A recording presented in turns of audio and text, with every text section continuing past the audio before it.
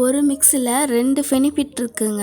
கொள்ளு ஆளி விதை பொடி தான் செய்ய போகிறேன். கண்டிப்பாக இந்த பொடியை ட்ரை பண்ணி பாருங்கள். மண் சட்டி சூடானதும் 1/2 கப் ஆளி விதை சேர்த்துக்கிறேங்க. மீடியம் ஃப்ளேமில் வச்சுட்டு வாசனை வர வரைக்கும் வறுத்துக்கலாம். இப்போது நல்லா ஆளி விதை வறுபட்டுருச்சுங்க, நான் மாற்றிக்கிறேன். 1 கப் கொள்ளு சேர்த்துருக்கேங்க. மீடியம் ஃப்ளேமில் வச்சுட்டு வாசனை வர வரைக்கும் வறுத்துக்கிறேன். கொள்ளு உடம்புல இருக்கிற கெட்ட கொழுப்பை கரைக்குதுங்க. ஆளி விதையில் இருக்கிற ஒமேகா 3 கொழுப்பு சத்து இதயத்தை பாதுகாக்குதுங்க.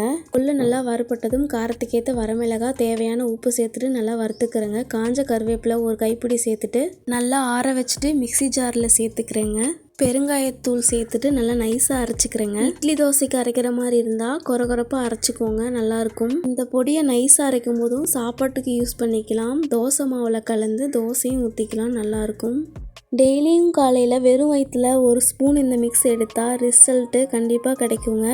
உடம்பு நாள் முழுக்க எனர்ஜியாக இருக்குங்க. வெயிட் லாஸ் ரெசிபின்னு கூட சொல்லாங்க. இந்த வீடியோ உங்களுக்கு பிடிச்சிருந்தா லைக் பண்ணுங்கள், ஷேர் பண்ணுங்கள், கமெண்ட் பண்ணுங்கள், மறக்காமல் சப்ஸ்கிரைப் பண்ணுங்கள்.